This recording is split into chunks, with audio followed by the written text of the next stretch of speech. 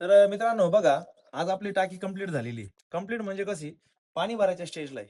आज आपण तिचं पाणी भरायचं पण सुरुवात केलंय. तुम्ही बघू शकता आपण त्यात पाणी पण भरतोय.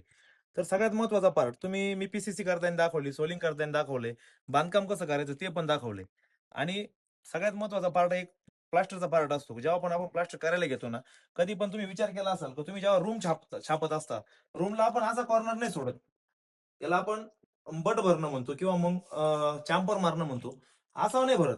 तर टाकीलाच का असा भरावा आणि रूमला असा का भरत नाही? म्हणजे रूमला आपण फक्त एक सेपरेट कॉर्नर घेतो आणि याला हा गोट का भरतो? त्याचं भरण्याचं एकमेव कारण असं असतं मित्रांनो, जेव्हा पण तुम्ही टाकीमध्ये पाणी भरत चालशाल, पाणी भरल्यानंतर पूर्ण तुमचं जे पाण्याची जी लोड असतो, कॅपॅसिटी असते जी ताकद असते पाण्याची, ती पूर्ण कॉर्नरवर पडते. त्यामुळे कधी पण लक्षात ठेवा, जेव्हा पण तुम्ही टाकीचं प्लास्टर करत असाल ना मित्रांनो, तेव्हा पण हे चारी कोपऱ्याचे गोट प्लास्टरमध्ये भरून घेत चला. म्हणजे जेणेकरून तुमची बॉन्डिंग प्रॉपर राहील. आणि सगळ्यात महत्त्वाचा पार्ट सगळ्यांना एक विचार पडतो, की टाकीचं प्लास्टर जर समजा माझं काल झालंय आणि पाणी किती भरलं पाहिजे त्याच्यामध्ये? सुरुवात कशी केली पाहिजे पाणी भरायला? काहींना आयडिया नसते त्याच्यावाली. तर काही विचार करू शकता, की डायरेक्ट नळी लावली आणि पूर्ण एका दिवसात टाकी भरून टाकली. असं करू नका मित्रांनो. साधारणतः 2-2 फूट हे पर डेला भरत चला.